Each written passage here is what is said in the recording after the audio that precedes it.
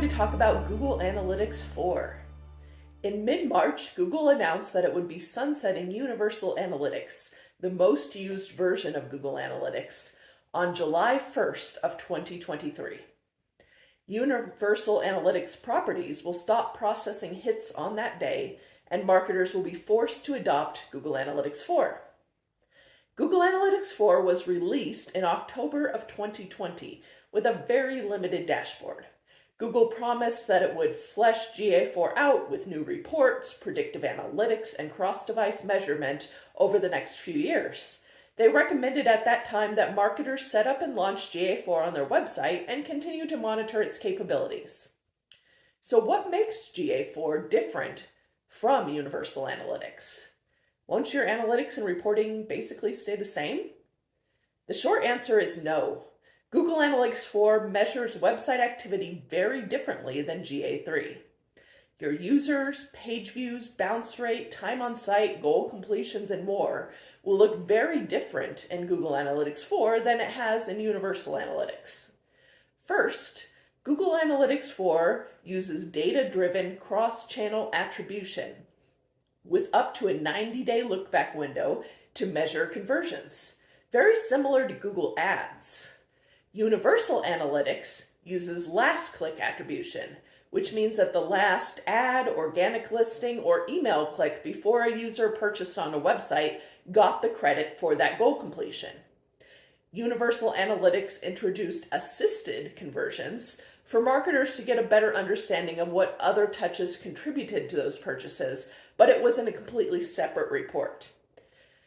GA4 instead uses machine learning to better understand all of the website touchpoints that take place before the final purchase decision and distributes conversion credit accordingly. In an example, what if someone first visits a website through an organic listing, views a few products, and leaves? Then later, they visit the website again by clicking on a remarketing ad, and then they leave. And then finally, with a third visit, they go directly to the website by typing in the URL, they click on their cart, and they check out. In Universal Analytics, the direct channel will get the full credit for that purchase. In assisted conversions, you might be able to see some credit go to both the remarketing ad and the organic listing.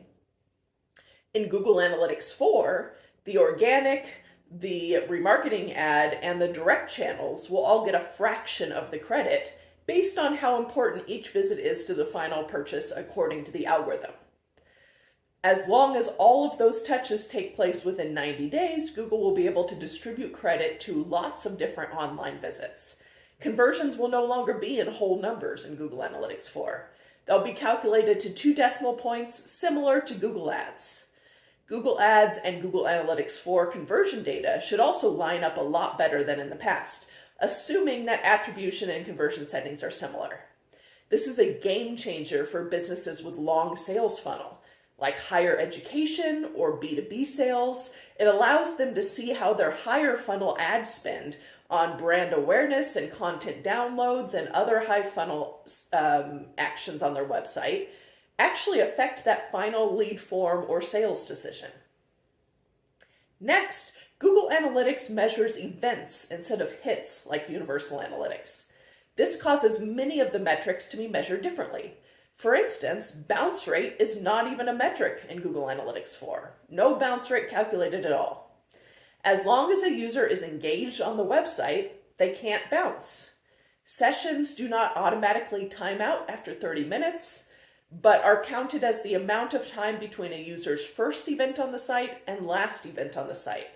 So Google Analytics 4 naturally counts fewer sessions than Universal Analytics. Also, Google Analytics 4 only keeps data for 14 months, unlike Universal Analytics, which keeps data forever. The default setting in Google Analytics 4, if you don't change it, is actually only 2 months. This makes it much more difficult to compare website performance over periods longer than 14 months. So you'll be able to say things like year-over-year data, but not look back 2 years or 5 years to compare. This was one of the privacy changes that Google made to analytics. Another was making IP addresses anonymous in Google Analytics 4. In Universal Analytics, you could pull a report that showed each individual IP address's behavior on your website. That will no longer be possible. Google Analytics 4 also gives users ID numbers that are unique to them and follows them across multiple platforms, multiple sites, multiple devices, allowing for better cross-device and cross-domain tracking. So what does this all mean for you? It means that you need to set up Google Analytics 4 now if you want to have year-over-year comparison data for next July. Google has made it very easy to set up a new GA4 property in the platform as long as you have edit access to that account. You will need to add a new tag to your website for Google Analytics 4. It can't use your UA tag to collect the data that it needs on your site. And finally, you'll need to add the same goals and conversion tracking to the new Google Analytics 4 property that are in your current UA views. Google Analytics 4 only has a property level. There are not different views within the GA4 property like there are in Universal Analytics. You can still create multiple GA4 properties with different filtering, but that's not recommended and adds more tags to your website, which can slow it down. You should also create the same remarketing audiences in GA4 that you use in your Google Ads account and link Google Ads and Google Search Console to GA4. New predictive and analytics remarketing audiences are available in Google Analytics 4 that use machine learning to recommend users to show remarketing ads to that are most likely to purchase. Once your GA4 property is created and set up, start to report on metrics alongside your Universal Analytics metrics for the same time period. Note which metrics are radically different. Things like no bounce rate, fewer sessions, a different balance of conversions across channels. Get used to pulling GA4 reports and find the data that you need while Universal is still available for comparison. If your leadership in your business gets internal reporting from Google Analytics, make sure they are aware of the changes and see the side-by-side metrics over the next year as well.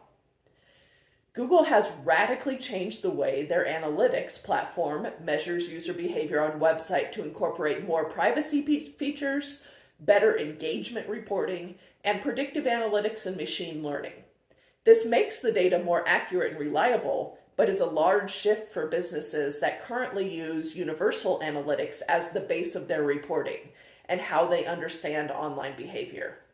Start familiarizing yourself now with Google Analytics 4 so you will understand the platform and your company's data before Universal Analytics is cut off next July. This has been your digital marketing update on Google's new Google Analytics 4. I'm Emily Lutz from Perfect Search Media. Stay tuned for the next